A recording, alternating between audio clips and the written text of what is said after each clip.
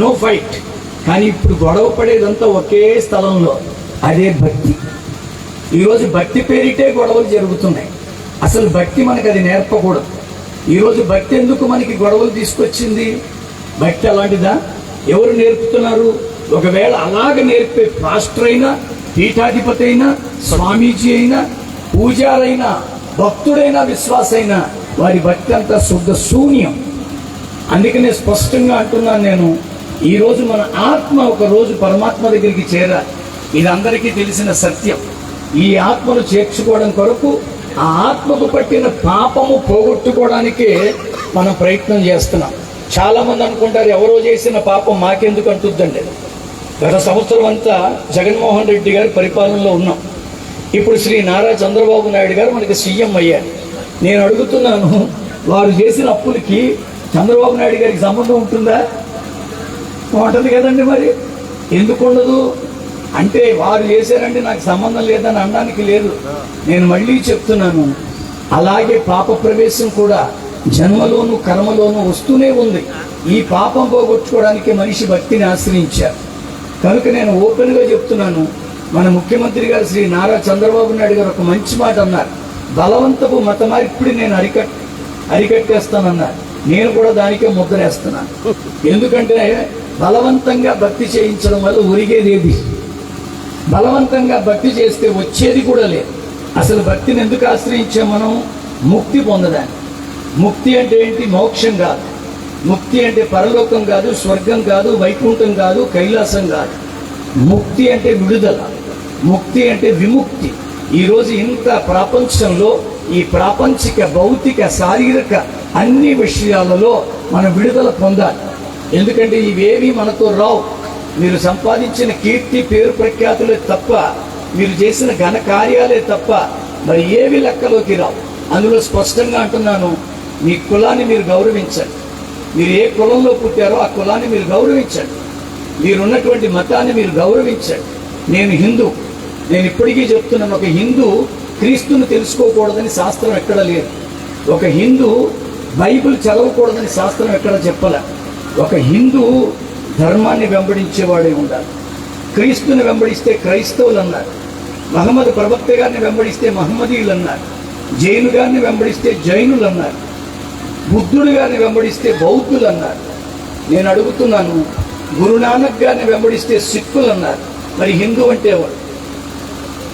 మీరు మౌనంగా ఉండవాడు. హిందూ అంటే ఎవరో తెలుసా అండి? ధర్మాన్ని ఎవరైతే వెంబడిస్తారు. ధర్మో రక్షితి రక్షిత.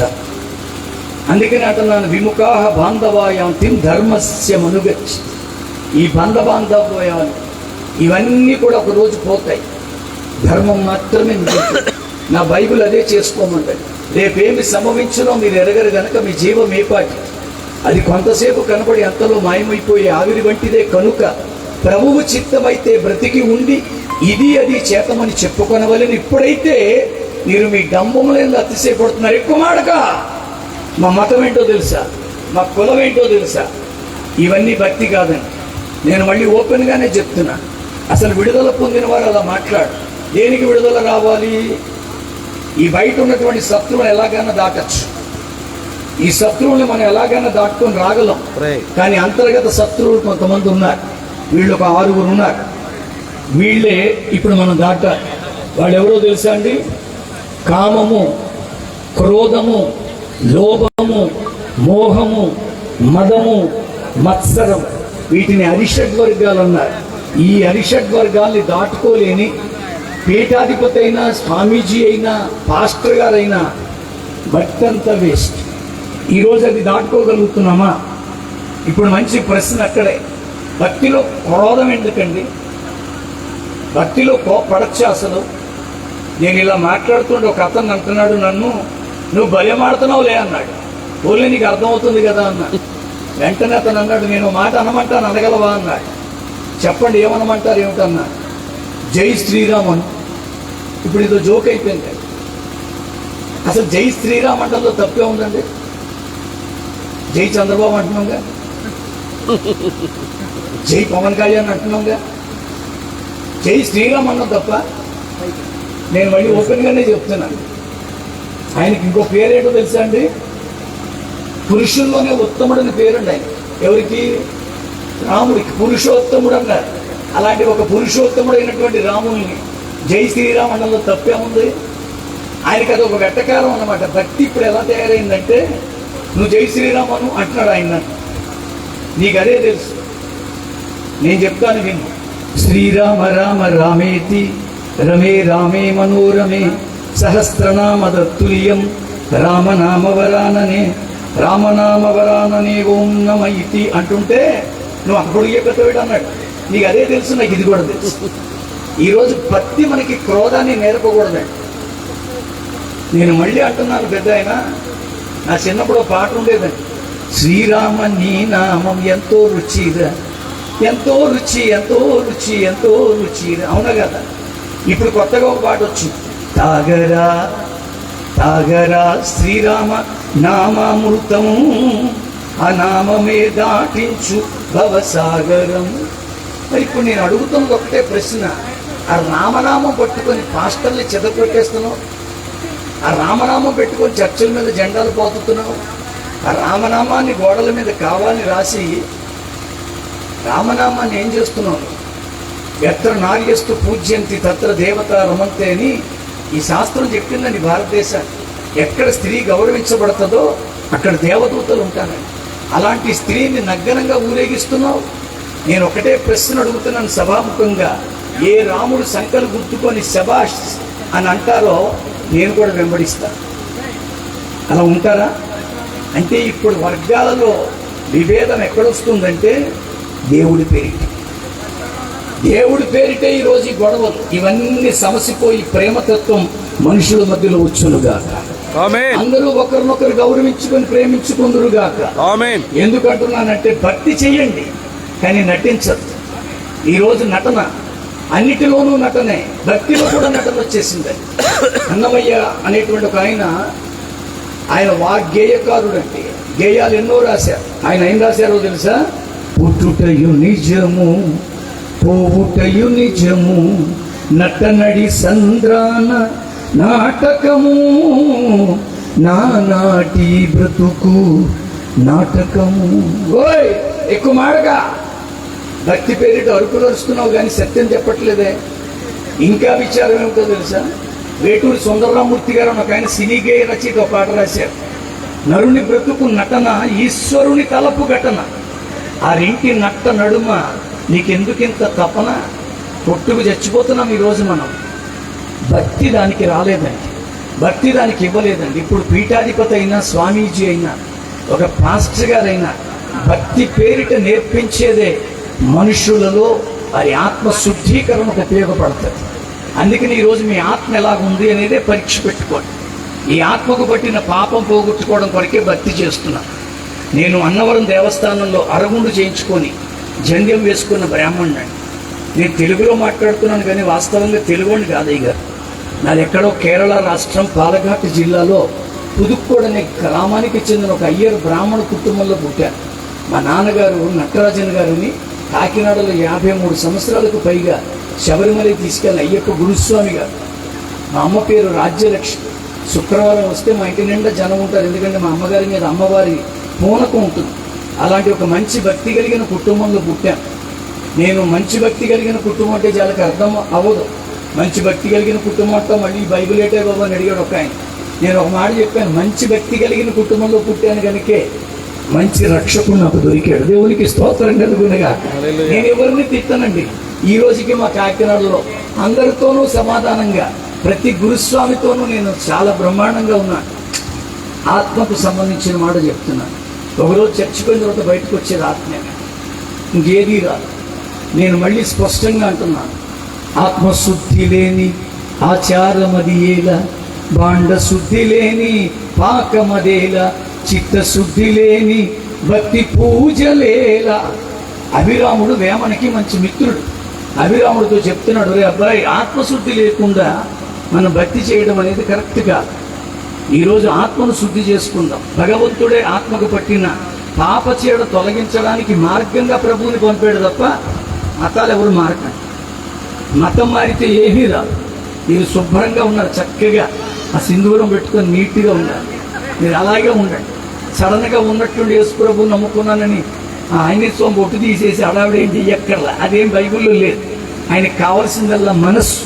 అందుకనే భక్తి విషయంలోకి వచ్చే త్రికరణ శుద్ధి అన్నారు. మనస వాచ కర్మ, క్రియల్లో కర్మణ మన భక్తిని కనబరచాలి. అందుకనే నాటకం అనేది వద్దండి. నాటకం చేసినంతసేపు మనం మోక్షం పొందలేము. అందుకనే స్పష్టంగా నా మాటలు మీకోసమని త్వరపడి ముగిస్తున్నాను. ఇంతమంది పెద్దల్ని నేను ఇంతవరకు కూర్చోబెట్టలే. ఇన్ని క్రిస్మస్లు తిరుగుతున్నాను కానీ ఎమ్మెల్యే గారు ఎంతసేపు కూర్చోవడం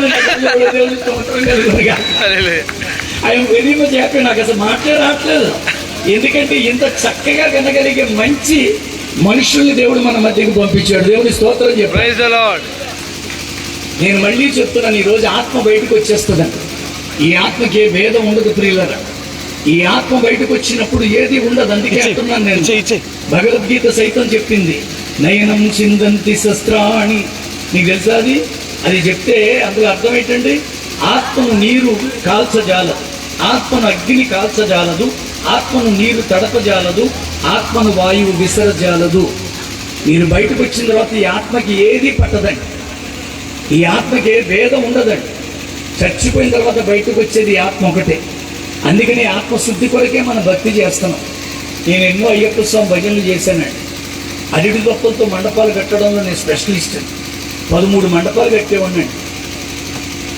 పంచామృతం కలపాలంటే నేనే, పడిపాట పాడాలంటే నేనే, చండయ్య అని ఒక వాయిద్యం కేరళలో నేర్చుకుని వాయించేవాడిని.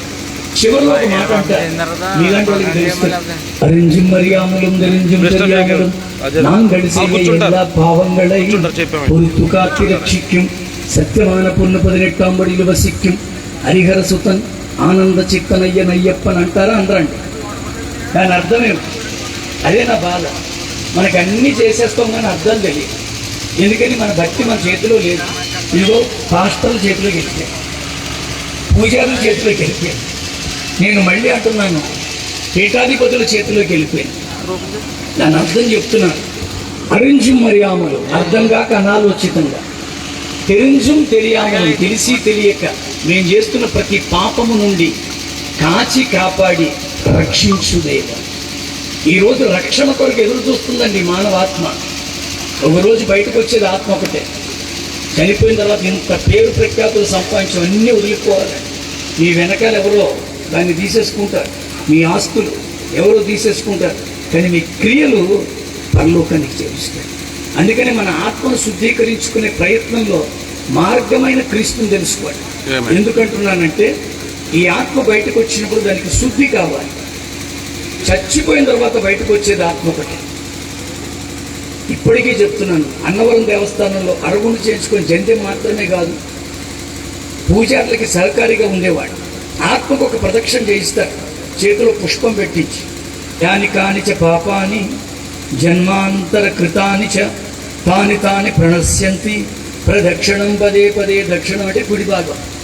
ఏమని చెప్తారు? పాపోహం, నేనే పాపాన్ని, పాప కర్మాహం, నా కర్మలు క్రియలు పాప, పాపాత్మ, నా లోపల ఆత్మ పాప, పాప సంభవ, నా సంభవమే పాపం. త్రాహిమం కృపయాదేవ. ప్రపంచంలో ఏ పుస్తకం అన్నా చదవండి, నా కృప నీకు చాలన్న మాట దొరికే పుస్తకం ఈ బైబిల్ ఒకటి. కృప దగ్గరికి రండి, మతాల దగ్గరికి రాక. త్రాహిమాం కృపయాదేవ శరణాగత వత్సల అన్యదా శరణం నాస్తి త్వమేవ శరణం మమ తస్మాత్ కారణ్య భావే రక్ష రక్ష. ఎక్కడికైనా వెళ్ళండి, బ్రహ్మగారు పౌరోహితులు పూజారు ఈ మాట చెప్పాల్సిందే.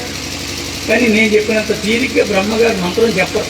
చేతిలో పుష్పం పెట్టేసి యాని గాంధీ పాపాన్ని జన్మ అందరూ 3 సార్లు తిరగడమ్మా, పువ్వట్టు తిరుగుతామా. తిరగద్దని నేను అనట్లేదు, తిరగబడాలి సార్. మన భక్తులు తిరగబడాలి. వీళ్ళ దగ్గరికి రండి, తిప్పుతారు. తండ్రి యొక్కయు కుమారుడి యొక్కయు పరిశుద్ధాత్మ నామములో ఆ జ్ఞాన స్నానం మీరు పొందినట్లయితే మోక్షానికి చేర్చడానికి ఆత్మను సిద్ధపరుచుకున్నట్టే లెక్క. నేను ఇలా మాట్లాడుతుంటే మురమలలో ఒక ఆయన మురిసిపోయాడు, పంతులుగా.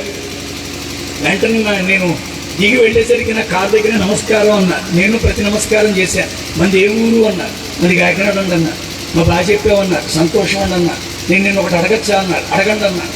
ఆకాశాత్ పతితం తోయం తెలుసా? తెలుసండి. ఏది చెప్పు? ఆకాశాత్ పతితం తోయం యథా గచ్చతి సాగరం సర్వదేవ నమస్కారం కేశవం ప్రతి గచ్చతి. మరి దాని అర్థం చెప్పు. ఆకాశం నుంచి పడిన ప్రతి వర్షపు బిందువు కాలవై, ఏరులై, నదులై సముద్రంలోనే కలవాలి. అలాగే ఎవరు ఏ దేవునికి నమస్కారం చేసుకున్నా సర్వదేవ నమస్కారం కేశవం ప్రతిగచ్చి, ఎవరైనా అక్కడికి వెళ్ళాల్సిందే. ఇది దాని అర్థం అదే. మరి అది ఆ అర్థం తెలిసి ఉండి కూడా మళ్ళీ యేసుక్రీస్తు మార్గం అని ఎందుకు చెబుతున్నావు అని అడిగారు. అప్పుడు ఒకటే అడిగాను, అయ్యా మీరు పెద్దవారు, మిమ్మల్ని ఒక వివరం అడుగుతాను, విశ్లేషణ చేయగలరు ఏమిటన్నా అడుగు అన్నారు. మీలో ఎవరికైనా కంటికి బాధ కలిగితే కంటి వైద్యుని దగ్గరికి వెళితే కంటి వైద్యుడు కంటిని పరీక్ష పెట్టి మిమ్మల్ని కూర్చోబెట్టి మెడని వెనక్కి వాల్చి కళ్ళల్లో ఐ డ్రాప్స్ వేస్తాడు. ఐ డ్రాప్స్ వేసుకున్న 2 నిమిషాలు గొంతులోకి చేదొస్తుంది, అవునా కదా? ముక్కులో డ్రాప్స్ వేసుకున్న గొంతులోకి చేదొస్తుంది, చెవిలో డ్రాప్స్ వేసుకున్న గొంతులోకి చేదొస్తుంది. అంటే ఎందులో పోసుకున్న గొంతులోకి వస్తుందని సభ అయిన తర్వాత భోజనాలు పెడతారు, సాంబార్ ముక్కలు వేసి కూర చెవిలో దొత్తి వెళ్తుంది. ఆ మాట అంటే పంతులు గారికి రోషం వచ్చి అలా ఎందుకు వెళుతుంది? ఆహారం వెళ్ళడానికి దేవుడు నోరనే మార్గం పెట్టాడుగా అన్నారు. ఆహారం వెళ్ళడానికి నోరనే మార్గం పెట్టిన ఆ దేవుడే ఆత్మ వెళ్ళడానికి యేసు అని మార్గం పెట్టాడు. దేవునికి స్తోత్రం కలుగును. ఆ మార్గమైన ప్రభువుని తెలుసుకోండి తప్ప మతపరమైనటువంటి క్రీస్తు అయితే మనకు అక్కర్గా. ఈరోజు నువ్వు కామాన్ని, క్రోధాన్ని, మోహాన్ని, లోభాన్ని, మదాన్ని, మత్సరాన్ని దాటుకోగలిగితే అది భక్తి. ఈరోజు వాటన్నిటినీ దాటించడానికి మార్గమై వచ్చిన ప్రభువునే తెలుసుకోవాలి. ఎందుకంటే సర్వ పాప పరిహారాతో రుధిర ప్రోక్షణం అవశ్యం. ఇది నా మాటలేమీ కాదు, ఈ బైబిల్ చెప్పింది, వేదం చెప్పింది. నేను అంటున్నాను, సామవేదం తాండీయ బ్రాహ్మణంలో చెప్పబడిన మాట. సర్వ పాప పరిహారార్థం, ప్రతి పాపము పరిహరింపబడాలంటే రుధిర ప్రోక్షణం అవశ్యం. రుధిరం అంటే రక్తం చిందింపబడడం అవసరం. తద్రుధిరం పరమాత్మేన. ఆ రక్తము దేవుడిదై ఉండాలి. కోడితో, మేకతో, గొర్రెతో, గొడ్డుతో కాదు, పరమాత్ముడి రక్తం చిందించాలి. అందుకనే దేవాది దేవుడు తన ప్రియకుమారుడైన యేసుక్రీస్తుని మానవ రూపంలో పంపించి, అసలు ఒక మాట చెప్పనండి, ఆయన పుట్టినరోజులో రక్షణ ఏమీ లేదని. We are celebrating his birthday, but there is no salvation in his birthday. కానీ ఆయన మరణంలోనే రక్షణ ఉంది. దేవునికి స్తోత్రం కలుగునుగాక. కనుక ఈ సమయంలో మీరందరూ వింటున్నారు కనుక నన్ను ఒకరోజు ఈ ఆత్మను సిద్ధపరచుకున్నాను. కష్టపడుతున్నారండి మీరు. ఏదో మిమ్మల్ని ఏదో ప్రేమపూర్వకంగానో బలవంతంగా కూర్చోబెట్టాం, కానీ మీకు ఎన్ని పనులు ఉంటాయో. కష్టపడుతున్నారండి. రెక్కలు ముక్కలు చేసుకొని ఒక్కో పైసా కూడబెడతారు, నిద్రాహారం మానుకొని రాత్రింబవళ్ళు పాటు పడతారు. మీరు కూర్చుకున్న దానిలో పూచికైన తీసుకొని పోలేరు, పూచికైన తీసుకొని పోలేరు.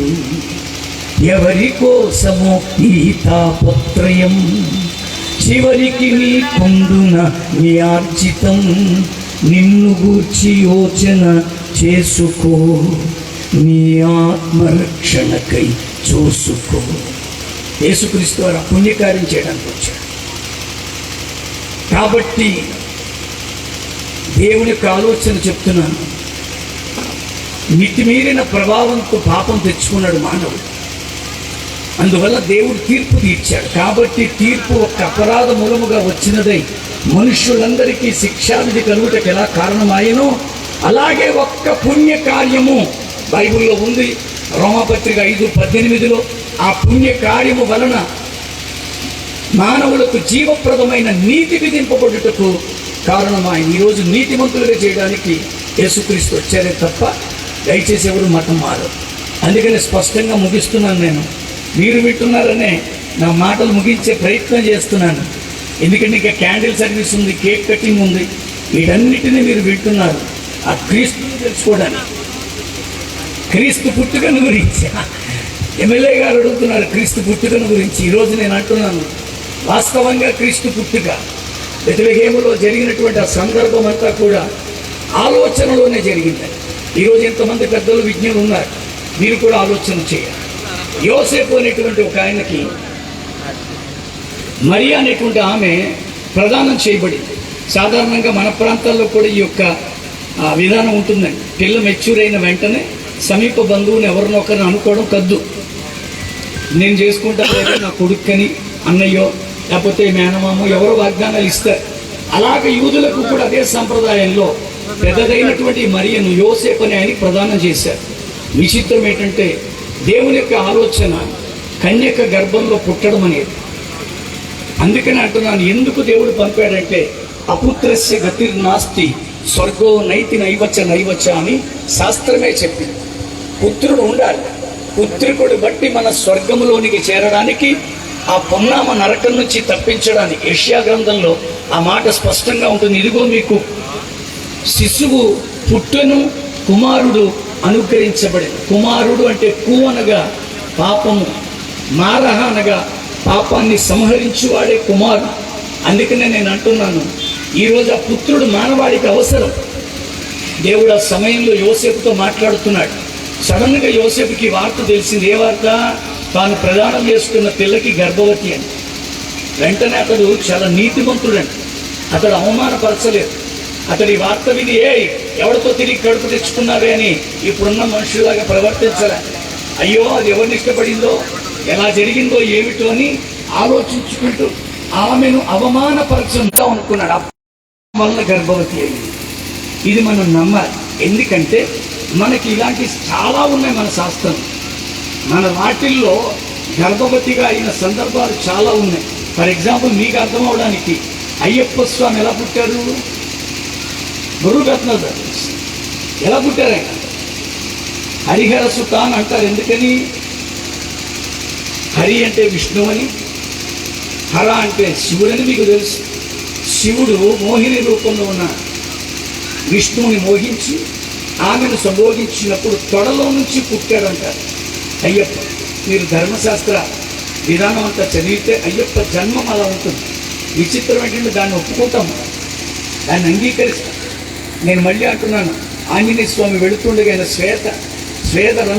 బిందువు పడి దానివల్ల గర్భవతి అయిందంట. భూమిలో నుంచి పుట్టింది జానకి అని పేరు పెట్టాం. ఇవన్నీ విశ్వసిస్తాం. పరిశుద్ధాత్మ వల్ల గర్భవతి అయిందంటే విశ్వసిస్తాం. పరిశుద్ధాత్ముడు ఆమెలో తన అంశాన్ని పెట్టాడు. సరోగసి ఇప్పుడు అందరికీ తెలుసా? సరోగసిలో గర్భవతిగా ఉండడానికి ఇష్టపడిన ఒక స్త్రీని ఎంపిక చేసుకొని వారికున్న అనారోగ్య సమస్యను బట్టి, గర్భసంచికున్నటువంటి ప్రాబ్లంని బట్టి ఈ యొక్క గర్భములో పడిన పిండాన్ని తీసుకెళ్ళి మరొక గర్భంలో పెట్టి దాన్ని అద్దె గర్భం అంటున్నారు. ఆ సరోగసి ద్వారా బిడ్డలు పుడుతున్నారు. ఇవన్నీ మనం నమ్ముతాం. ఆయన పుట్టుకను కూడా నమ్మండి.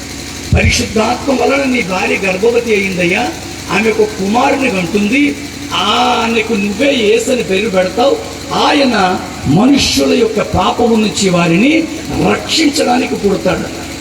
వెంటనే యోసేపు ఏం చేశాడో తెలుసా అండి? ఆ మాటలు నమ్మి ఆమెను విడనాడాలనుకున్న ఆయన చేర్చుకున్నాడు. ఈ రాత్రి ఆ యేసును మీరు చేర్చుకోండి. రెండవదిగా ఆలోచన, మరియా సడన్గా ఒక యవ్వన అమ్మాయి దగ్గర, ప్రధానమైపోయిన అమ్మాయి దగ్గరికి వచ్చి, నువ్వు గర్భిణి అవుతావంటే సంబరపడుతుందా? నువ్వు గర్భిణి అవుతావంటే ఆనందిస్తుందా? ఏమిటండి ఆ మాటలు? నేను ఇప్పుడే ప్రదానం చేయబడిన బిడ్డగా ఉన్నాను, నాకు గర్భవతి అని తెలిస్తే నా ఆయన నన్ను వదిలేస్తాడు, ఇక్కడ భర్త అనే ఉంటుందండి, అక్కడ భర్త విడనాడను ఉద్దేశిస్తాడని అంటారు. అప్పుడు చెప్తాడమ్మా, నువ్వు దయాప్రాప్తురాలు, నువ్వు ధన్యురాలు, దేవుడే నీ గర్భంలోంచి పుట్టబోతున్నాడని చెప్పారు. మీరు కొంచెం ఆలోచిస్తే అన్నమయ్య గారి జననాన్ని మీరు చూస్తే అలాంటిదే, అవునా కాదు? మీకు అర్థం అవడానికి ఈ వివరాలు చెప్తున్నాను. వాటిని అంగీకరించే మనస్సు ఉంటే, అదే మంచి మనసుతో దీన్ని అంగీకరిస్తే కూడా అర్థమవుతుంది. అలాగున మరియా, నీ కృప నాలో ఉంటే నేను అలా చేయడానికి నన్ను సిద్ధపరచు అంటారు. మూడవదిగా యేసు పుట్టుకలోని మరో ఆలోచన ఏంటంటే, గొర్రెల కాపరి. ఆ రోజుల్లో గొర్రెలు బలి అర్పణకి వాడేవారు. ఎవరైనా పాపం చేస్తే ఒక గొర్రెను తీసుకొని వెళ్ళి యాజకుడి దగ్గరికి వెళితే, యాజకుడు ఆ పాపం చేసిన వారి యొక్క పాపాన్ని ఆ గొర్రెలోనికి తోసి, అది ఎప్పటికీ మనకు ఉంటుందండి. మనం ఏదైనా దానం ఇస్తే ఏమంటారు తెలుసా అండి? తుప్యమహ సంప్రదదేన మమ అని విడిచిపెడతారు. అంటే అర్థం ఏమిటంటే, నువ్వు దానంగా ఇచ్చిన దాని మీద నాకు ఇంకెటువంటి అధికారము హక్కు లేదని. కానీ కన్యాదానం దగ్గరికి వస్తే మారిపోతుంది మంత్రం. తుప్యమహ సంప్రదదేన అని వదిలేస్తారు. మీ అమ్మాయి గారు ఉన్నారనుకోండి, వారికి పెళ్లి చేస్తున్నప్పుడు కన్యాదానం చేసే సమయంలో మంత్రం అక్కడ దాకే చెప్తారు. అలాగా పాపానికి కూడా ఇదే విధమైన ప్రాయశ్చిత్తం. ఒకవేళ ఎవరైనా పాపి అక్కడికి వస్తే ఆయన చేతులు తీసుకెళ్ళి ఆ గొర్రె మీద పెట్టి ఆ పాపమంతా గొర్రెలోనికి దోసి ఆ గొర్రెను వధించి దాని రక్తం తీసుకొచ్చి బొడన వేళకు పూసి పాప ప్రాయశ్చిత్తం జరిగిందంటారు. అది క్రమం.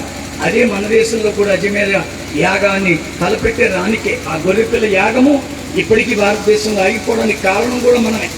నేను ఎందుకు అంటున్నానంటే ఆ గొర్రెపిల్ల యాగము ఆగిపోవడానికి కారణం కూడా లోక పాపములను మోసుకొని పోవు దేవుడే గొర్రెపిల్లగా వచ్చేసాడు. దేవునికి స్తోత్రం కలుగునగా.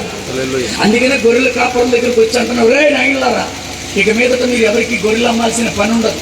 ఎందుకంటే అందరూ గొర్రెలను పాప ప్రాయశ్చిత్తం కొరకు కొంటున్నారు, ఇక్కడి నుంచి మాంసం కొరకే కొంటారు. కనుక మీరు భయపడకండి, ఇదిగో లోక పాపమును మోసుకొని పోవు దేవుని గొర్రె పిల్లగా యేసు జన్మించాడు. ఈరోజు యేసు పుట్టుకలోని ఔన్నత్యం అది, ఆయన మరణంలోని ఔచిత్యం అది. ఆయన ఎందుకు పుట్టాడు, డిసెంబర్ 25నే పుట్టాడా? ఇవన్నీ ఆర్గ్యుమెంట్స్, ఇవన్నీ జోకులు. భక్తిలో జోకులు వద్దండి. భక్తిలో ఇలాంటి మాటలు మనం మాట్లాడడం అనేది కరెక్ట్ కాదు. ఎందుకంటున్నానంటే ఇప్పుడు మనం చేస్తున్న భక్తి ఉందండి, ఇందులో నేను అడుగుతున్నాను, ఈ యొక్క భవానీ మాల వేస్తున్నారు, ఏ శాస్త్రంలో ఉంది చెప్పమనండి? వేస్తున్నారో లేదు? ఇవన్నీ లేవు, మనం పెట్టుకున్నాం పని. ఆ రోజుల్లో ఒక స్వామి ఎప్పుడో 1900 ముందులో ఒక ఆయన అమ్మవారి దర్శనార్థమై మనం వెళదామన్నారు. ఆయన వెళుతున్నప్పుడు ఇలా వెళ్ళకూడదు, కాలి నడకన పవిత్రంగా ఒక మాలధారణ చేసుకొని వెళ్ళాలని మొదలైంది. అంతే తప్ప శాస్త్రంలో ఎక్కడ కనపడదు. ఇలాంటివన్నీ ఎందుకు మీకు వివరంగా చెప్తున్నానంటే మంచి మనసుతో మనం భక్తిని చేద్దాం. డిసెంబర్ 25నే పుట్టాడంటే కాదు, పుట్టాడు. అందుకనే అంటున్నాను నేను, డిసెంబర్ 25 కాదు, నవంబర్ చివరి నుంచి నేను క్రిస్మస్ తిరుగుతున్నాను. రేపు వచ్చే నెలలో నేను కువైట్ వెళ్తున్నాను, అక్కడ కూడా క్రిస్మస్కి వెళ్తున్నాను. ఎందుకంటున్నాను తెలుసా, ఇది ఆగదు. ఇది ఈరోజు పుట్టిందని కాదు, మళ్ళీ చెప్తున్నాను. భక్తిని ఈరోజు జోకులుగా చెప్తున్నారని నేను సారీ సార్, నేను చాలా విచారిస్తున్నాను. ఒక ఆయన నాకు విజయవాడ నుంచి ఫోన్ చేశారు, నటరాజన్ గారు మీతో కొంత మాట్లాడాలన్నారు. మాట్లాడండి అన్నారు. మీకు ఒక విషయం చెప్పనండి, మా విజయవాడ అంతా వరదలు వచ్చేసాయండి అన్నారు.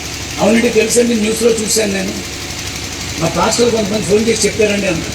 నేను అదే మాట్లాడడానికే ఫోన్ చేశానండి. చర్చిలోకి నీళ్ళని మునిగిపోయాయి, విశ్వాసులలోకి నీళ్ళని మునిగిపోయినాయి. యేసుప్రభు ఏం చేశాడో ఆయన అడుగుతున్నాడండి వెట్టకారంగా. నేను అలాంటి వాడినేనండి. నేనన్నాను, మా యేసుప్రభు రావడానికి ఇస్రాయేల్ దేశం నుంచి ఫ్లైట్ టైం దొరకలా, మరి ఊళ్ళో ఉన్న అమ్మగారు ఏం చేసేది? ఏదైనా బాగుందండి ఆ మాట. అలా అంటే మీకు ఏమన్నా నవ్వు వస్తుందా? నేను మళ్ళీ చెప్తున్నాను, ఏమండి అమ్మవారి భక్తుడిగా ఉన్నాడు. ఆ మాట అంటే జోక్గా ఉందా, నిజంగా ఉందా? భక్తి జోక్ అయిపోయింది. ఇలా మాట్లాడుకోవడానికి కాదు, ఒకరినొకరు గౌరవించాలి. ఒకవేళ వారు ఆ భక్తి చేస్తున్నారో నమస్కరించాలి. ఏమిటో నువ్వు చేస్తున్న భక్తి ఏదో నాకు నేర్పంటే నేర్పించాలి, అంతే తప్ప కించపరుచుకోవడాలు. ఒక్క మాట అడుగుతున్నానండి, నిన్ను వల్ల నీ పొరుగు వాడిని ప్రేమించడంలో మతమే ఉందండి? ఏం లేదు. మీ దగ్గర 2 చొక్కాలు ఉన్నాయి గారు, చిరిగిపోయిన ఒక చొక్కా వేసుకుని వాడు కనపడ్డాడు, ఎవరు రారా ఇది ఈ చొక్కా వేసుకొని పంపించారు, అందులో మతమేముంది? ఒకడికి ఎవరికి ఆకలి వేసుకుంది, ఇంత పిలిచి అన్నం పెట్టారు, మతమేముంది? మేము మొన్న 40 మంది పిల్లలకి బట్టలు ఇచ్చానండి, అన్నీ ఇచ్చాను, అన్ని వస్తువులు ఇచ్చాను. వాళ్ళందరూ HIV పేషెంట్స్ పిల్లలండి, అది చచ్చిపోయారు. అమ్మ నాన్న లేనోళ్ళు కూడా ఉన్నారండి అందులో. ఆదరణ చూపించడంలో మతమే ఉంది.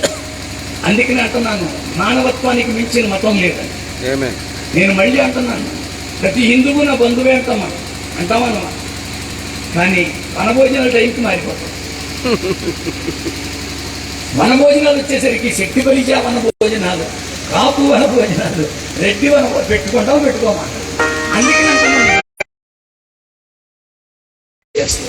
అందుకని క్రీస్తు పుట్టుక ఒక విచిత్రమైన పుట్టుక. మీరు అడిగారని ఒక విచిత్రమైన పేరు చెప్తున్నాను. ఆయనకి చాలా పేర్లు ఉన్నాయండి, కానీ ఒక అద్భుతమైన పేరేంటో తెలుసా?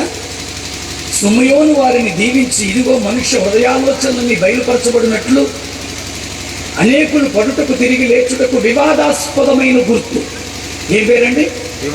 వివాదాస్పదమైన గుర్తు. ఇంగ్లీష్ బైబుల్లో ఏముంటుందంటే to be a sign that will be spoken against. ఈరోజు యేసుని గురించేనండి గొడవలు. మీటింగులు పెట్టుకుంటామంటే పర్మిషన్ ఉందా అంటారు, మీటింగ్కి వెళ్దామంటే ఇచ్చేసారు, మన దేవుడు కాదంటారు. వీడు విచిత్రంగా అనిపిస్తాయండి నాకు ఇవన్నీ. నా ఇంట్లో రామాయణాలు ఉంది, నా ఇంట్లో వేదాలు ఉన్నాయి, నా ఇంట్లో భగవద్గీతలు ఉన్నాయి. నేను చాలా వరకు మా కాకినాడలో ఉన్న పరిపూర్ణానంద స్వామి, చాగంటి కోటేశ్వరరావు గారు వారి ప్రవచనాలన్నీ వింటూ ఉంటాను. ఇవన్నీ వినడం వల్ల పాపం వస్తుందనుకునే మనిషిని కాదు, మనస్సుకి సంబంధించింది, ఇది మతానికి సంబంధించింది కాదు. నాకు 5 మాట్లాడారు ఫోన్ కాల్. నటరాజన్ గారు క్రైస్తవ మత మార్పిడి చేసుకున్న 5 కుటుంబాలని హిందూ ధర్మంలోనికి గర్వాపసి పీరియడ్ తీసుకొచ్చేస్తున్నాం. ఇదే మా ముందున్న పెద్ద ఛాలెంజ్ అండి. మంచిది, సలాష్. మీ వైజాగ్ అయితేనండి మా కాకినాడ వచ్చేయండి. ఇక్కడ కూడా మత మార్పిడి చేసుకున్న 5 క్రిస్టియన్ ఫ్యామిలీస్ ఉన్నాయి. గర్వాపసి పీరియడ్ తిరిగి తీసుకెళ్ళిపోండి. కానీ ఒక ఛాలెంజ్ పెడుతున్నాను, మతం మార్చుకున్నాడు నువ్వు మార్చేయగలవు, కానీ మనస్సు మార్చుకున్నాడు నేను చేయలేదు. దేవునికి స్తోత్రం కలుగునుగా. ఇది మనస్సుకి సంబంధించిన భక్తే తప్ప. ఈ రాత్రి మీతో నేను మాట్లాడుతున్నాను, మీ మనస్సుకి పుట్టాలండి, మీ మనస్సుకి సత్యాన్ని ఎరగాలండి. నేను ఎంతో భక్తి చేసి వచ్చి ఈరోజు ఇది చేస్తున్న 27 సంవత్సరాల వయసు వరకు నాకు వేస్తుంది. మా కాకినాడలో రాఘవేంద్ర స్వామి గుడి కట్టించిన దగ్గర నేను ఉన్నాను. పాండురంగ స్వామి విగ్రహం పెడుతుంటే దీపం ఆరిపోకుండా రాత్రంతా నూనె పోసిన భక్తుడిని నేను. పూజ్యాయ రాఘవేంద్రాయ సత్యధర్మరథాయ చ భజతాం కల్పవృక్షాయ నమతాం కామధేనవ. తప్పుగా మాట్లాడలేదు. ఓం భూర్భవత్సువః తత్సత్వితుర్వరేణ్యం భర్గో దేవస్య ధీమహి ధియో యో న ప్రచోదయాత్. గాయత్రి మంత్రం చెప్పకుండా మంచినీళ్ళు తాగే అలవాటు లేని భక్తులు పెంచబడ్డా. ఇప్పుడు ఉన్నట్టుండి ఏదో యేసుక్రీస్తు గురించి మాట్లాడుతున్నాను అనుకో, ఆయన మార్గంగా వచ్చింది. ఆ మార్గాన్ని తెలుసుకోండి. ఇప్పుడు మేము ఇక్కడికి రావడానికి మాకు ఒక GPS పంపించారు, లొకేషన్. ఆ లొకేషన్ దగ్గరికి మేము రావడానికి మాకు GPS ఆధారం. ఇప్పుడు ఆ లొకేషన్ చేరుకోవడానికి GPS పట్టుకొని వచ్చేసాం ఇక్కడికి. మన లొకేషన్ అది, అందరూ అక్కడికి వెళ్ళిపోవాలి. ఆ GPS ప్రభు పంపిన యేసుక్రీస్తు. దేవునికి స్తోత్రం కలుగునుగా. ఆ GPS పట్టుకోండి అంతే, మతాలు పట్టుకోకండి, ఏమీ రాదు. నేను మళ్ళీ స్పష్టంగా చెప్తున్నాను, చచ్చిపోయిన తర్వాత బయటకు వచ్చేది ఆత్మ. నేను మళ్ళీ అంటున్నాను, ఒక ఆయన ఇల్లు కట్టుకున్నాడు, నన్నే గృహప్రవేశం చేయమన్నాడు. బ్రహ్మాండంగా కట్టుకున్నాడు ఇల్లు. రిబ్బన్ కత్తిరించడానికి తలుపేసేసాడు. ఒరే తలుపేసేమేమిట్రా బాబు, ప్రార్థన చేసి రిబ్బన్ కత్తిరించి లోనికి వెళ్ళాలంటే మీరు అలా చేయండి అన్నాడు. సరే అని తలుపులు వేసి ఉండగానే ప్రార్థన చేసి రిబ్బన్ కత్తిరించి తలుపులు తెరిచాను. తలుపులు తెరిచిన వెంటనే లైట్లు వెలిగాయి. అదేమిట్రా నాకంటే ముందు లోపల ఎవరిని పెట్టేవరా, లైట్లు వేశారన్నాను. లోపల ఎవరిని పెట్టలేదు పాస్టర్ గారు, తలుపులు తెరుచుకున్న వెంటనే లైట్లు వెలిగేటట్టుగా పెట్టించానన్నాడు. గది పెట్టించారు అన్నాడు. ఇంకో గదిలోకి వెళ్తే చప్పట్లు కొట్టమన్నాడు. సీలింగ్లో లైట్లు వెలిగాయి. మళ్ళీ కొట్టమన్నాడు, మళ్ళీ కొట్టే లైట్లు వెలిగాయి. రంగు మారే. దేవుడు అన్నాను, అలా పెట్టించాను. ఇంకో గదిలోకి వెళ్ళిన తర్వాత ఏలేయమన్నాడు. ఒరే ఏలేయడం నాకు రాదు, ఓపిక లేదన్నాడు. అక్కడ ఒక విజిల్ ఎట్టని తీయన్నాడు. విజిల్ తీసుకొని ఏలేసి ఏసీ అనేక హీటర్ అయితే అన్నాడు. అలా పెట్టించానన్నాడు. విచారం ఏంటంటే 3 నెలల తర్వాత అదే ఇంటి వాడికి ఎక్కువ వచ్చి చచ్చిపోయాడు. ముందే తీసుకొచ్చి ఎవరి మీద పడేశారు. అది ఆవిడ తెగ ప్రార్థన చేస్తుంటారు, ఇలా చేసే పెట్టాను. ఇప్పుడు దేవుడు అంటున్నాడు, అలా పెట్టించాడు. ఏదో ఒక రోజు ఆగిపోతుంది ఇది. అందుకనే స్పష్టంగా అంటున్నాను నేను, ఇప్పుడు ఎవరు మిగిలారన్న ఇంటితో ఉన్న బంధం ఉందా? విముఖాహ బాంధవాయాం తిన్ ధర్మస్య మనుగచ్చ. సరదాగా నాకు వచ్చని చెప్పట్లేదండి, సత్యం చెప్పి భయపడుతున్నాను నేను. ఈ బంధ బాంధవ్యాలు ఇవన్నీ కూడా ఒకరోజు పోతాయి. ఆ ఇంటితో ఉన్న బంధం కట్టండి మాస్టర్. చచ్చిపోయిన దానికి పేరు మారిపోయింది, శవం అంటాం, భౌతికాయం అంటాం. సెలబ్రిటీగా చచ్చిపోతే పార్థివ దేహం అంటాం. ఎందుకు పనికిరాదండి. శవమన్నా, భౌతికాయమన్నా, పార్థివ దేహం అన్నా తగలబడే శరీరం అయితే కట్టెల మీద పెట్టినప్పుడు నిప్పు పెట్టిన తర్వాత ఆ మంటలకు కొవ్వు కరిగి శరీరంగాలు పైకి లేస్తుంటే కర్రతో కొట్టేవాడు ఒకడు ఉంటాడు, వాడి కాటి కాప. బాక్సులో తెచ్చుకున్న శరీరం అయితే గోతులో పూడ్చి మట్టితో కప్పెట్టి చక్క సిలువు గుచ్చేవాడు ఒకడు ఉంటాడు, వాడు కాటి కాపడు. ఎక్కడుంది కులం, ఎక్కడుంది మతం? మా పిన్నిగా చచ్చిపోయారు. శరీరాన్ని తీసుకెళ్ళాం, కట్టెల మీద పెట్టాం. తమ్ముడిని నిప్పు పెట్టమన్నారు పంతులు గారు. నిప్పు పెట్టి తమ్ముళ్ళు బాబాయ్ వెళ్ళిపోయారు. నేను పంతులు గారు నిలబడి చూస్తున్నాను. ఈ లోపల చెప్పాను కదండి, శరీరంగాలు కొవ్వు కరిగి పైకి వేస్తే కొట్టేవాడు కరబట్టుకొస్తున్నాడు. ఆయన నన్ను చూసి గుర్తుపెట్టాడు. ప్రైజ్ లాడ్ సార్ అంటున్నాడు. ఆడు మరి ముందు పనిగానే కూడా బాబు అన్నాడు. కానీ ఒక సత్యం తెలిసింది, తగలబడుతున్న నా తల్లి శరీరం బ్రాహ్మణ శరీరమే కానీ కర్రతో కొట్టేవాడు మా క్యాస్టోడు కాదు. ఆ మరణాలు అస్థికలు సేకరించడానికి వెళ్ళాం. అస్థికలు బూడిద బ్రాహ్మణులే కానీ పట్టుకెళ్ళడానికి తీసుకెళ్ళిన కొండ చేసినవాడు మా క్యాస్టోడు కాదు. రాజమండ్రి గోక్షపాత క్షేత్రానికి తీసుకెళ్ళి గోదావరిలో దొరుకుతా ఉన్నాయా అంటే, పడవలో వెళదామంటే పడవ నడిపేవాడు మా క్యాస్టోడు కాదు. ఎక్కడొస్తాయి ఇవన్నీ, ఎక్కడొస్తాయి ఇవన్నీ? అందుకనే స్పష్టంగా అంటున్నాను నేను, నిండార రాజు నిద్రించు నిద్రయునొకటి. మీరు అలసిపోతారు ఇలా తిరిగి తిరిగి. ఇప్పుడు ఇంటికి వెళ్ళిన తర్వాత శుభ్రంగా ఏసీ వేసిపోతుంటారు. అదే సమయంలో ఈ ఏదో ఊరు దాటి వచ్చండి, ఆ ఊళ్ళో ఏటీఎం సెంటర్ ఉంది, ఎస్బీఐ ఏటీఎం సెంటర్, మామిడి కుదురు. అందులో ఒక ఆయన కొడుకుంటాడండి, దానికి వేసి ఉంటుంది గారు. ఎవరి నిద్ర కాస్ట్లీ, ఎమ్మెల్యే గారి నిద్ర కాస్ట్లీయా, ఏటీఎం సెంటర్లో ఉన్నట్టు నిద్ర కాస్ట్లీయా? అందుకనే సత్యం చెప్తున్నా, నిండార రాజు నిద్రించు నిద్రయునొకటి, అండనే బంటు నిద్ర అది యువనొకటి, కడగు ఏనుగు మీద కాయు ఎండొకటే, పొడవి సునకము మీద కురయు ఎండొకటే, మెండైన బ్రాహ్మణుడు మెట్టు భూమి ఒక్కటే, చండాలుండేటి సరి భూమి ఒకటే. ఎవరికి యాక్సిడెంట్ అయింది, రోడ్డు మీద రక్తం ఎక్కించాలన్నారు, రెండో రక్తం బాటిల్ ఎక్కుతుండగా ఆయన అడగమనండి, ఇది మా క్యాస్ట్ బ్లడ్డేనా, ఈ క్యాస్ట్ కాదని పీకెత్తే నువ్వు పోతావు. ఇవన్నీ శరీరంలో ఉన్నంతసేపే. అందుకని అంటున్నాను, చచ్చిపోయిన తర్వాత బయటకు వచ్చేది ఆత్మ. ఈ ఆత్మను శుద్ధీకరించడానికి మార్గంగా వచ్చిన ప్రభువుని తెలుసుకోండి. ఆయన మీద ఏదైనా వ్యతిరేకత ఉంటే అది తొలగించుకోండి. నేను ఇప్పుడు అత్యధిక బాప్తిజం చేసుకోమని చెప్పట్లేదు కదా,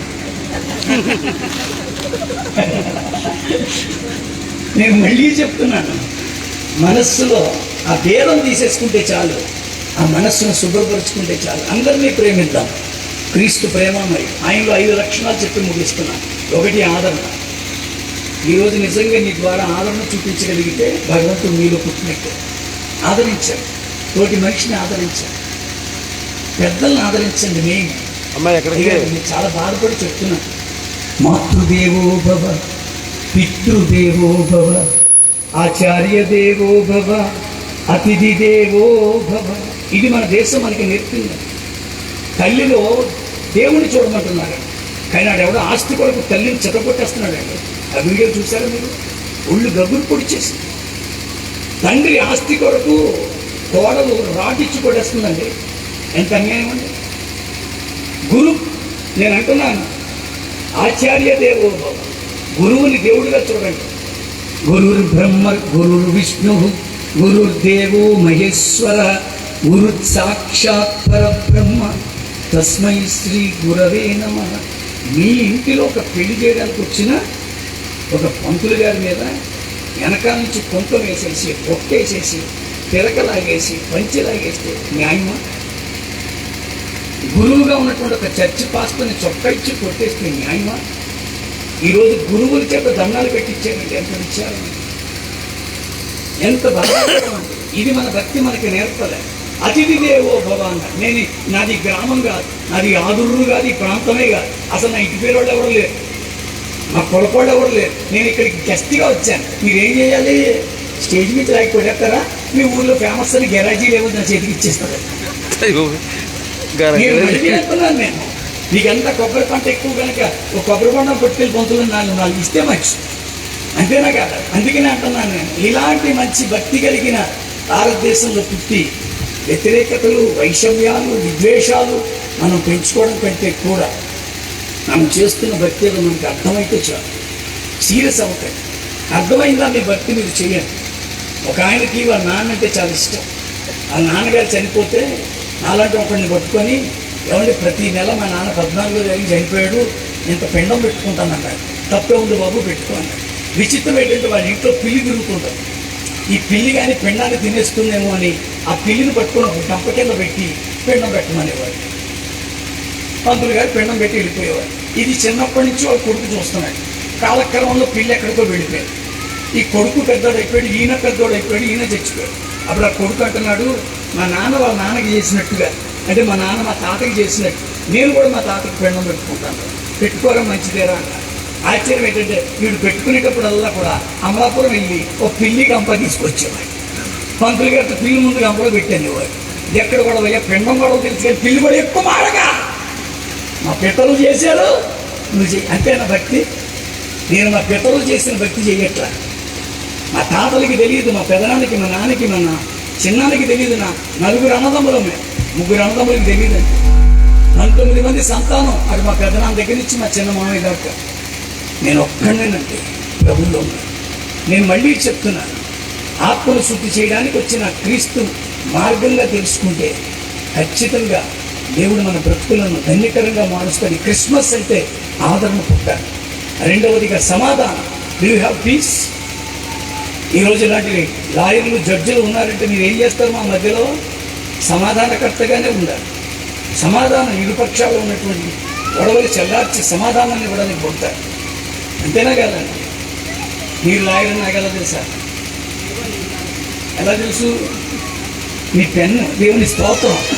నేను మళ్ళీ చెప్తున్నాను, ఈ రోజున మనం సమాధానంతో ఉన్నామా? అందరూ ఉన్నాం. అందరూ సమాధానంతో ఉన్నారా? మీతో సమాధానం ఉందా? అయ్యగారితో సమాధానం ఉందా? క్రీస్తు పుట్టడం అంటే ఆదరణ పుట్టడం, 2 సమాధానం పుట్టడం, 3 వెలుగు. ఈరోజు మనం వెలుగుగా ఉండాలి. చీకట్లో ఉండడానికి దేవుడు పిలవలే. అసతోమ సద్గమయ తమసోమ జ్యోతిర్గమయ మృత్యోర్మ అమృతంగమయ. బృహదారోపనిషత్తు చెప్తుందండి. ఒక్క మాట చెప్పి నేను ముగిస్తానయ్యా, దయచేసి కొంచెం సమయం. నిజంగా జరిగింది, యథార్థంగా జరిగింది. ఎప్పటికీ లైవ్ ఎగ్జాంపుల్ అయ్యా. 2 యవనస్తులు ఎలాగైనా డబ్బు సంపాదించాలనుకున్నారండి. ఏం చెయ్యాలని ఆలోచన చేసి ఒక దౌర్భాగ్య ఆలోచన వచ్చింది. బస్సు లూటీ చేస్తే మనకి బోల్డంత డబ్బు వస్తుంది అనుకున్నాడు. అర్ధరాత్రి హైవే మీద బస్సు ఆపేశారు. ఇది ఇప్పటికీ మీరు గూగుల్లో కొడితే వస్తుంది. ఆ డ్రైవర్ కూడా పాపం ఈ అర్ధరాత్రి సమయంలో వీళ్ళకి ఎవరు ఆపుతారని అతడు ఆపాడు. వాళ్ళిద్దరూ బస్సు ఎక్కారు. ఎక్కిన తర్వాత వాళ్ళు అనుకున్న స్పాట్ వచ్చినప్పుడు అందులో ఒకడు మెల్లగా జేబులోంచి బాటిల్స్ తీసి బస్సు అంతా పెట్రోల్ చేసేసాడు. మరొకడు అగ్గిపూల పట్టుకొని రెడీగా ఉన్నాడు. మీ చేతుల్లో ఉన్న బంగారం, మీ డబ్బు మాకు ఇవ్వకపోతే తగలబెట్టేస్తామని భయపడుతున్నాడు. ఎవరో కదిలిన శబ్దం విని పొరపాటున అగ్గిపూల రాచింది. బస్సు తగలబడిపోయింది. 26 మంది చచ్చిపోయారు. ఎమ్మెల్యే గారు చిలకలూరిపేట బాపట్ల దగ్గర 26 మంది చచ్చిపోతే 26 మంది కుటుంబీకులు కేసేస్తే వాళ్ళిద్దరికీ ఉరి శిక్ష వేశారు.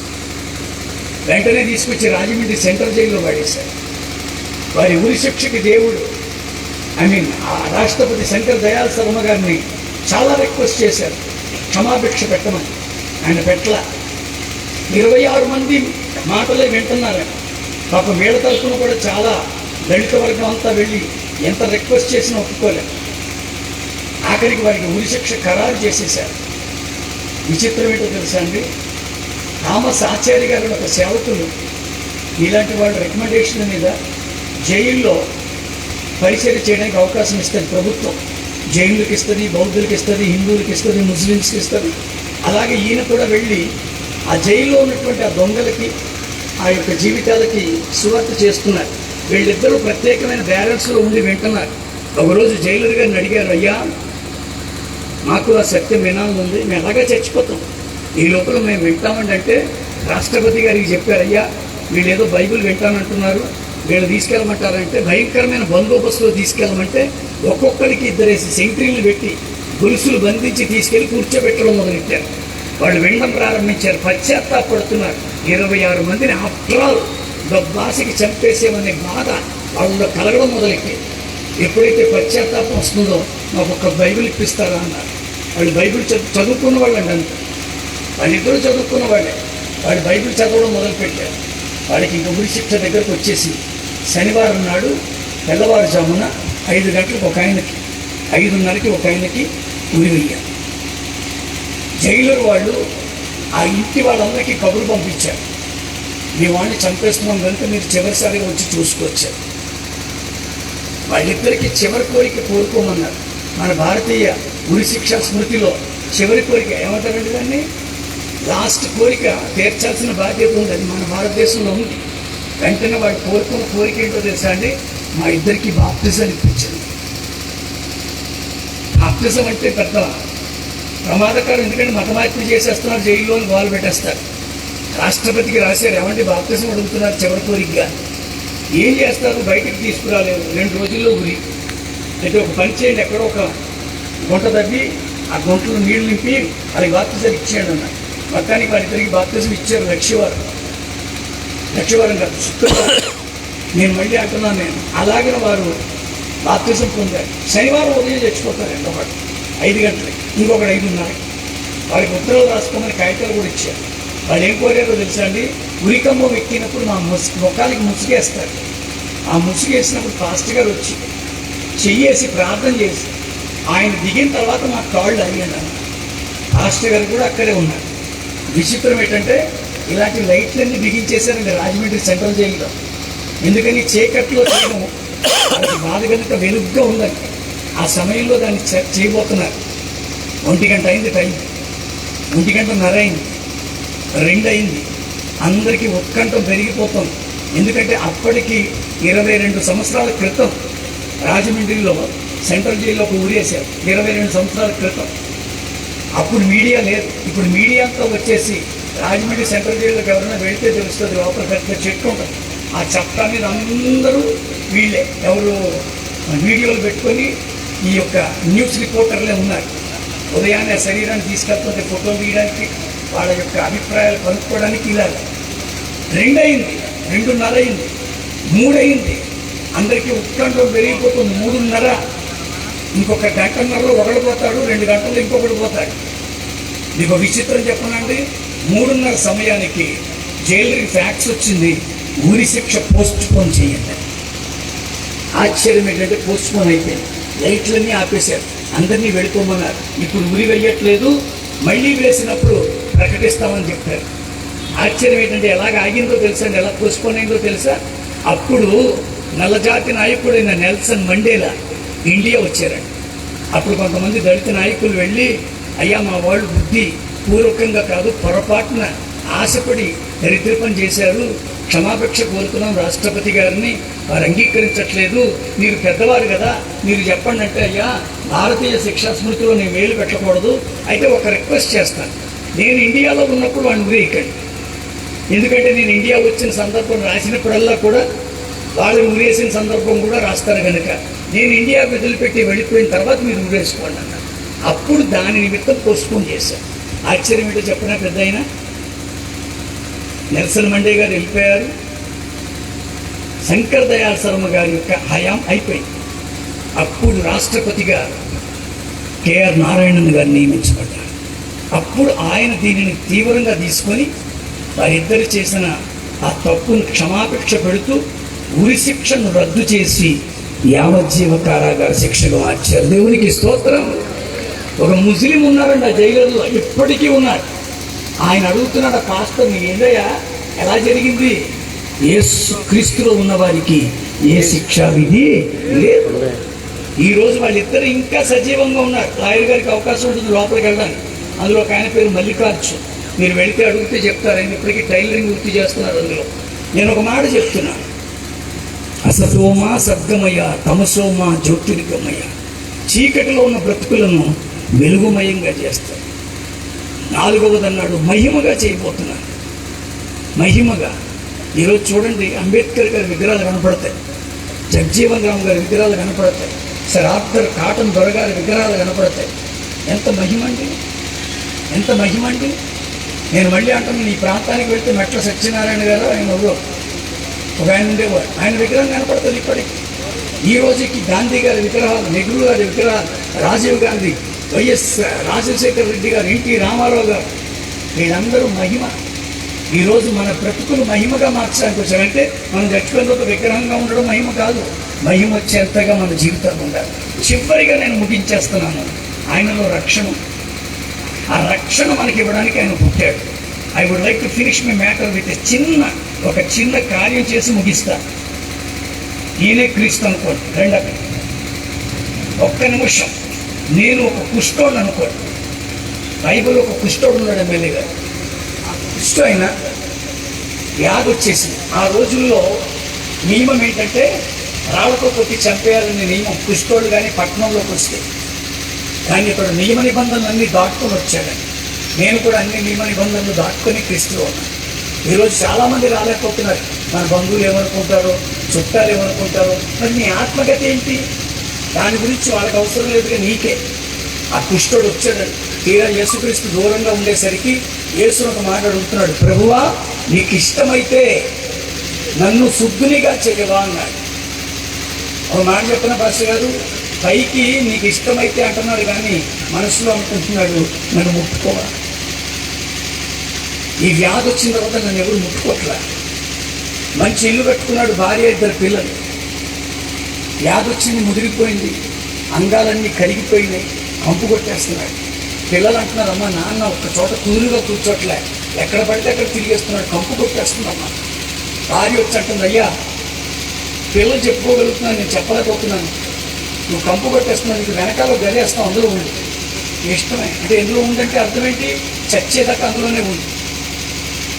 అతను ఒప్పుకున్నాడంటే. తీరా అక్కడికి వెళ్ళిన తర్వాత భార్య అన్నం తీసుకొచ్చి కర్రతో కోస్తున్నాడు. భార్యను అడుగుతున్నాడు, ఈ చేతులు ఇలా పెట్టుకొని తిందామంటే 4 మెతుకులు వస్తున్నాయే, దగ్గరకు వచ్చి ఒక్కసారి తల నిగిరి నోరారు అన్నం పెట్టాలి. అలా అంటాం కదండి. బెల్లం జీలకర్ర నెత్తి మీద పెట్టించు, ధర్మే చేషాం నాతి చరిత్రవ్య, అర్థే చేషాం నాతి చరిత్రవ్య, కామే చేషాం నాతి చరిత్రవ్య, మోక్షే చేషాం, చివరి వరకు ఉంటానని ప్రమాణం చేశాను. ఒక్కసారి దగ్గరకు వచ్చి నా నోరారు ఒక ముద్ద తినిపించవా అంటే భార్య అంటుంది, అన్నం వండి పెట్టగలను కానీ తినిపించలేను, ఎందుకంటే నువ్వు కంపు కొట్టేస్తావు. పిల్లలు వచ్చి తొంగి చూసేస్తున్నారు, రే ఈ గుండెల మీద వేసు పెంచాను, ఈ గుండెలు చేతులు పట్టుకుని నడిపించాను, దగ్గర అంటే పిల్లలు అంటున్నారు, daddy you are getting smell. Friends వచ్చారు, అమ్మ ఎలాగుంది వాడికి అడుగుతున్నారు. రే ఎక్కడికి వెళ్తున్నారా, సెంటర్కి వెళ్తున్నాం. రే ఎన్నోసార్లు మీతో సెంటర్కి వచ్చాను, టీ తాగాను, టీ ఇప్పించాను, నన్ను తీసుకెళ్ళను రా. రే నీ టీ కావాలంటే తెచ్చిపెట్టగలను, నేను తీసుకెళ్ళాను, ఎందుకంటే నువ్వు కంపు కొట్టేస్తాను. అందుకే ఏసు దగ్గరికి వచ్చాడు.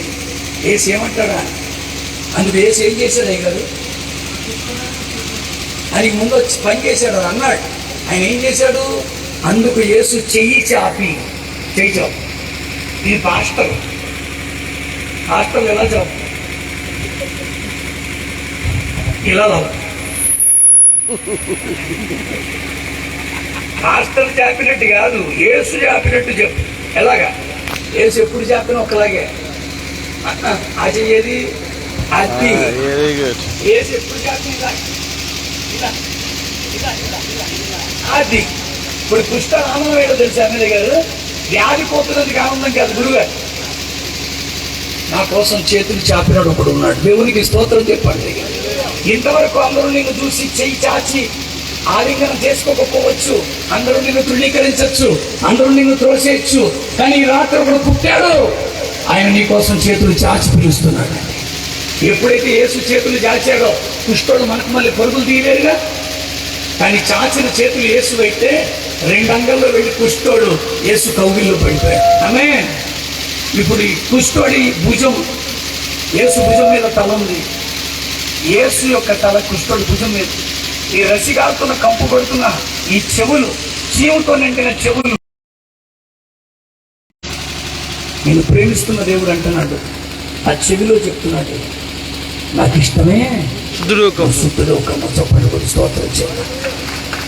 ఆయనకు నువ్వంటే ఇష్టం, అందుకనే నేను అంటున్నాను, ఎన్నాళ్ళు నీవు జీవించినా ఏమున్నది ఈ లోకంలో, ఇన్నేళ్లుగా నీవు చేసిన పట్టంతటికి తీర్పున్నది పరలోకంలో. తీర్పు దినమున ఆయన ముందర నిలిచే ధైర్యం నీకుందా, నిలిచే ధైర్యం నీకుందా. దిగంబరిగానే వచ్చావు నీవు, దిగంబరిగానే పోతావు.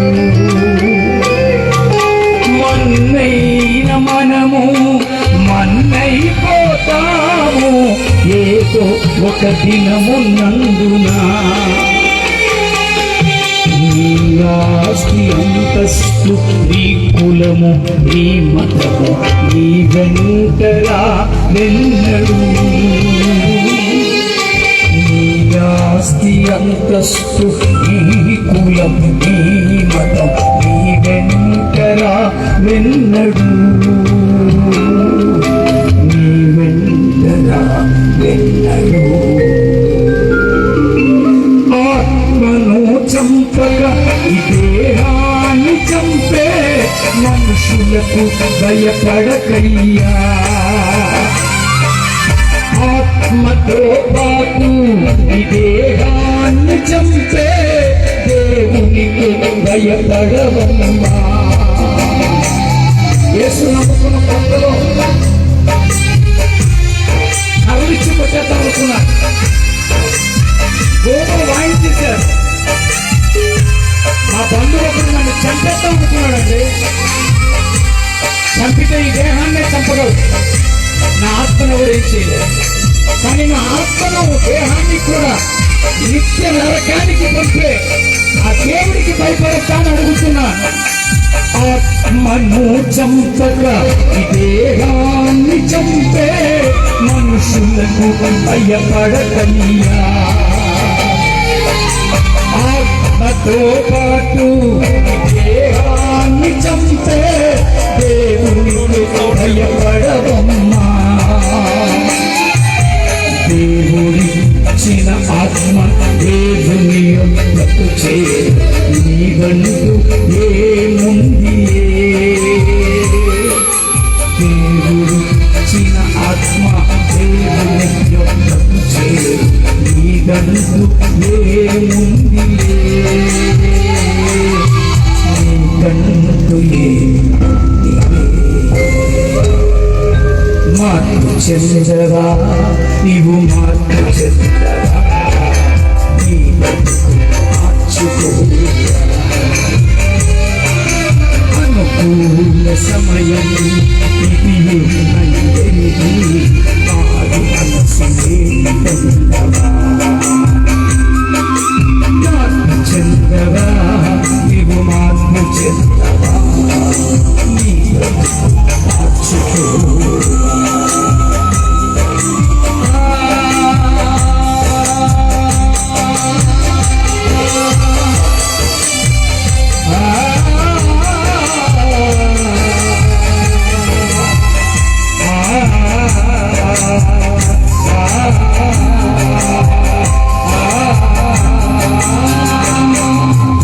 ఎన్నాళ్ళు నీవు జీవించినా గానీ ఏమున్నది ఈ లోకంలో? మన్నైన మనము మన్నైపోతాము ఏదో ఒక దినమునందున. దేవుడిచ్చిన ఆత్మ దేవుని యొద్దకు చేరు, నీదంటూ ఏముంది? కొంచెం ఆలోచించు. చచ్చిపోయిన తర్వాత బయటకు వచ్చేది ఆత్మే. ఆత్మకి ఇది పురుషాత్మ స్త్రీ ఆత్మ అనే లింగ భేదం ఉండదు. ఆత్మకి ఇది తెల్లాత్మ నల్లాత్మ అనే వర్ణ భేదం ఉండదు. ఆత్మకి ఇది ప్రేమలాత్మ, కమ్మాత్మ, కాపాత్మ, ఎస్సీ ఆత్మ అనే కుల భేదం ఉండదు. ఆత్మకు హిందూ ఆత్మ, జూయిష్ ఆత్మ, ముస్లిం ఆత్మ అనేటువంటి మత భేదం ఉండదు. ఆత్మకు కావాల్సిందల్లా ఒక్కటే, పరిశుద్ధత, నిర్దోషత్వం. అది కలిగించడానికి వచ్చిన ఆ క్రీస్తు రక్తములో ఈ రాత్రి మన ఆత్మలను సిద్ధపరచుకుందాం. ప్రార్థన చేద్దాం. ఇక్కడ ఉన్నటువంటి వీరందరి వరకు మనం ప్రార్థన చేద్దాం. మంచి మనస్సుతో నాయకులను దేవుడు మనకి ఇచ్చాడు. ప్రతి నాయకుడు క్షేమం ఉండాలి, ప్రతి నాయకుడు వర్ధిల్లాలి, ప్రతి నాయకుడి యొక్క వ్యాపారము బాగుండాలి, ప్రతి నాయకుడి చేతి వృత్తి పనులన్నీ దీవించబడాలి, ప్రతి నాయకునికి దేవుడు ఆరోగ్యము, శక్తి, సమస్తమైన జ్ఞానమును దయచేయాలి. అందరూ ప్రార్థనలు ఇవ్వలేదు.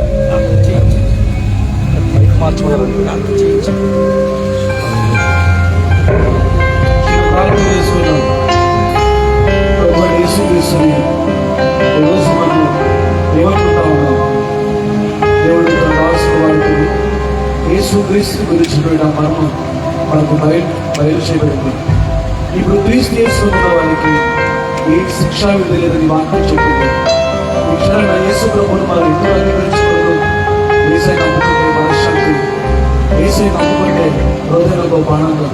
యేసు ప్రభు ఒక్కడే ఇవ్వగలిగేది సంతోషం ఏ అంటూ దొరకదు, సమాధానం ఏ అంటూ దొరకదు, ఎక్కడ వెతికినా దొరకదు. కానీ యేసు ప్రభు ఇక్కడ ఉన్నాడు, యేసు ప్రభు మన మధ్య ఉన్నాడు. ప్రార్థన చేద్దాం. ఆ మనశ్శాంతి కావాలా, ఆ సమాధానం కావాలా, అది సమాధానం కావాలి. మా తండ్రి, మా ప్రభు, ఈ సమయాన్ని ఈ మాటలు మిత్రులు దాసు జ్ఞాపకం చేసుకోండి. ప్రతి మాట ఫలితం తీసుకోండి. ఆశ్చర్యకరమైన యేసు క్రీస్తునామములందరికీ విడుదల, శాంతి, సమాధానం అనుగ్రహించండి. యేసు పేరుని ప్రార్థించున్నాము తండ్రి, ఆమేన్. మంచిదండి. ప్రార్థనాథన్ లాగస్ గారు అద్భుతమైన సందేశం మన ఇంటిలోకి ఇచ్చారు. వారి ప్రత్యేక ధన్యవాదాలండి. మరి ఎమ్మెల్యే గారు వారు వచ్చిన ప్రోగ్రాంకి ప్రత్యేక ధన్యవాదాలు. ఇంకా సమయాన్ని మా వారికి వెచ్చించారు. ఒక 10 నిమిషాల్లో మరి ఈ కార్యక్రమాన్ని ముగిస్తామండి. ఎమ్మెల్యే గారు వారి సందేశాన్ని ఇస్తారు.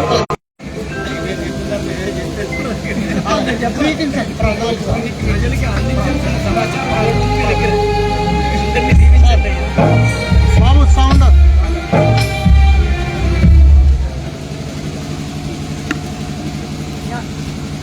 ప్రియమైన ఆదూరు గ్రామస్తులారా, దేవుని యందు భయభక్తులతోటి మీరు ఇంతసేపు ఎంతో ఓర్పుతోటి మన రాజరసయ్య గారు ప్రసంగం విని ఇంత ఓపికతో కూర్చున్నందుకు మీ అందరికీ క్రిస్మస్ శుభాకాంక్షలు. Merry Christmas, happy Christmas, merry Christmas, merry Christmas, happy Christmas. అయ్యగారు చాలా విషయాలు చెప్పారు. అయితే యేసుక్రీస్తు ఈ లోక రక్షకుడు, లోకానికి రక్షకుడిగా ఆయన భూలోకానికి రావడం జరిగింది. ఆయన వచ్చినటువంటి కాలంలో ఎంతో మందిని రక్షించడం జరిగింది. కానీ ఎక్కడా కూడా క్రీస్తు అంటే ఈ క్రైస్తవ మతం గురించి ఎక్కడ చెప్పలేదు. దయచేసి అర్థం చేసుకోండి. జీసస్ క్రీస్తు బైబిల్లో మీరు ఎక్కడ చూసినా సరే ఈ క్రైస్తవ మతం గురించి ఎక్కడ చెప్పలేదు. నేనే మార్గం, జీవం, సత్యం అని చెప్పారు. దాన్ని అనుసరించమన్నారు. అయితే కరెక్టేనా? అచేత సత్యాన్ని, జీవాన్ని, ఆయన చెప్పినటువంటి మార్గాన్ని అనుసరిస్తే అందరికీ మంచి జరుగుతుందని, జీసస్ క్రీస్తు చెప్పినటువంటి మాటల్ని మనందరం వినాలని ఆయన లోకరక్షకుడిగా రావడం జరిగింది. ఈ లోకాన్ని రక్షించడానికి ఆయన దేవుని కుమారుడిగా వచ్చి తను తాను బలి అర్పించుకుని మన అందరి పాపాల కోసం ఆయన బలి అయ్యాడు. అంచేత అటువంటి యేసుని మనం వెంబడించాలని ఈ సందర్భంగా తెలియజేస్తున్నా. ఆయన పుట్టినప్పుడు ఆకాశంలో ఒక వెలుగు అంటే ఒక స్టార్ ఏర్పడింది. ఆ స్టార్ ఏంటంటే ఆయన చూపించడానికి మార్గం. ఆ మార్గం ఎవరికి కనిపించిందంటే జ్ఞానులైనటువంటి గొల్లలు, బెత్లెహేములో ఉన్నటువంటి గొర్రెల కాపర్లకి కనిపించి మీ కొరకు లోకరక్షకుడు పుట్టి ఉన్నాడు, ఆయన్ని మీరు వెళ్ళి దర్శించండి వాళ్ళకి మార్గంగా చూపించి వాళ్ళని అక్కడికి తీసుకెళ్ళడం జరిగింది. ఆనాటి ఉన్నటువంటి జ్ఞానులు ఎవరంటే గొల్లలు. మొట్టమొదటిగా చూసినటువంటి గొల్లలు దేవుడి దగ్గరికి వెళ్ళి దేవునికి వాళ్ళకున్నటువంటి సాంప్రదాయ ప్రకారం సాంబ్రాణి, బోలం, బంగారం కానుకగా అర్పించడం జరిగింది. అంటే మనం ఎవరింటికైనా వెళ్తే వారికి ఏమిటి తీసుకెళ్తాం, ఏ విధమైనటువంటి అనువైతో ఆ రోజుల్లో వాళ్ళకి ఉన్నటువంటిది అక్కడ సాంప్రదాయం ఏంటంటే సాంబ్రాణి, బోలం, బంగారం. ఇక్కడ కరెక్టేనా? నిజాత అటువంటి లోకరక్షకుడు పుట్టినరోజు సందర్భంగా మనం ఈరోజు ఇక్కడ ఈ విధంగా కూడుకునడంతో చాలా ఆనందంగా ఉంది. నాకు సర్పంచ్ గారు తెలిసినటువంటి సందర్భంగా మీ అందరికీ ధన్యవాదాలు తెలియజేస్తూ thank you very much.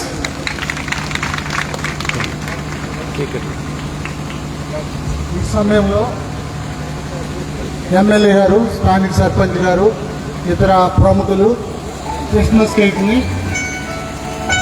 Christmas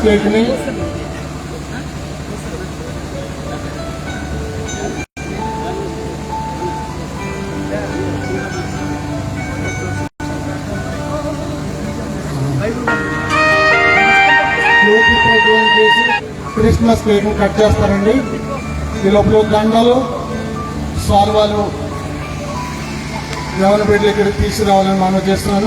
దగ్గర ఉన్నాయి ఇక్కడ ఉన్నాయి. స్థానిక శాసనసభ్యులు నిధి సత్యనారాయణ గారు వారి బృందము జ్యోతి ప్రజ్వలన చేసి క్రిస్మస్ కేక్ కట్ చేస్తారు. స్థానిక సర్పంచ్ గారి ఆధ్వర్యంలో, దైవజ్ఞులు నటరాజన్ రాజేష్ గారి ఆధ్వర్యంలో, ఇతర ప్రముఖులు పెద్దలు వారి సమక్షంలో ఈ కేక్ కట్ చేయబడుతుంది.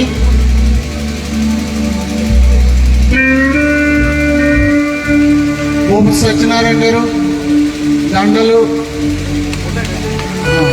భూమి సత్యనారాయణ గారు వేదిక మీద రావాలి. స్టీవెన్ గారు అయితే రావాలని మనం చేస్తున్నాను.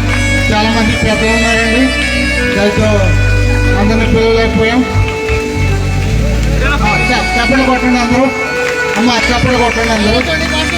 తండ్రి యొక్కయు కుమారుని యొక్కయు పరిశుద్ధాత్మలో ఈ కేక్ కట్ చేస్తూ ఉన్నాం.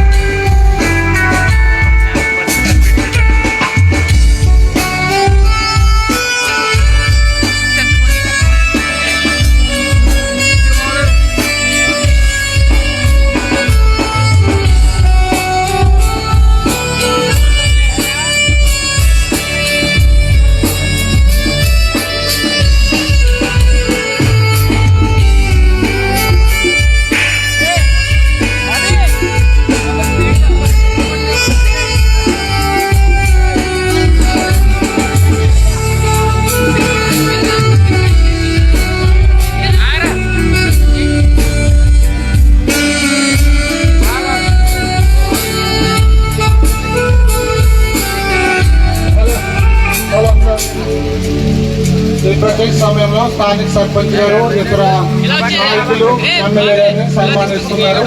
బాబు దండలు ఎక్కడ ఉన్నాయి?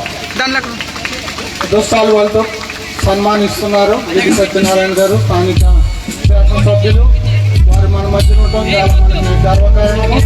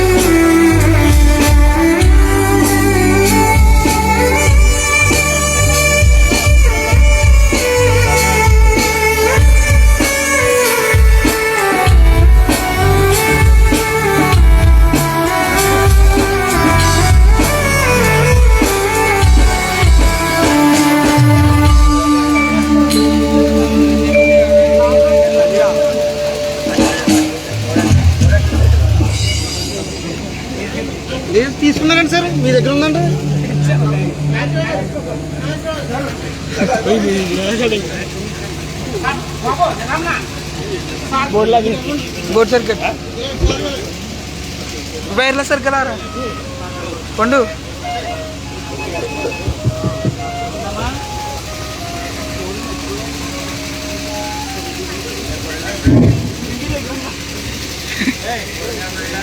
फोटोग्राफ ఈ ప్రత్యేక సమయంలో మరి దేవుని వాక్యం చాలా ప్రాముఖ్యమైనది కాబట్టి క్యాండిల్ సర్వీస్ వెనక్కి పెట్టామండి. కాదు కాదు ఇప్పుడు క్యాండిల్ సర్వీస్ చేద్దాము. మరొకసారి గన్నవరం శాసనసభ్యులు పిటి సత్యనారాయణ గారికి వారి బృందానికి మంచి తెలుపుతున్నాము. మరి పోలీస్ శ్రీనివాస్ గారు అలాగే పౌరు ప్రకాష్ గారు మన మధ్య ఉంటారు. ప్రకాష్ గారు మన మధ్య ఉన్నారా? ప్రకాష్ గారు ఒక ప్రత్యేకమైన పాట పాడుతున్నట్టు వాళ్ళు ఆహ్వానిస్తున్నారు. అయ్యా ప్రకాష్ గారు దయచేసి రావాలి. వాళ్ళ దగ్గర ఆలోచించినటువంటి ప్రకాష్ గారు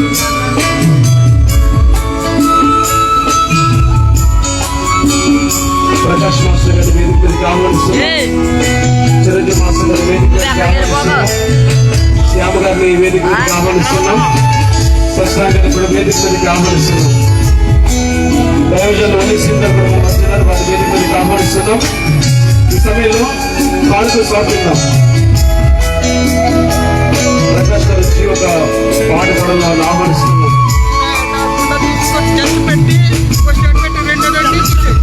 థ్యాంక్ యూ సో మచ్. ఇంతవరకు యవనస్తులు వచ్చి ఒక ప్రత్యేక పాట పాడతారు. యవనస్తులు పౌరు గారు వచ్చారు. పౌరు గారు వేదిక ఆహ్వానిస్తున్నాం.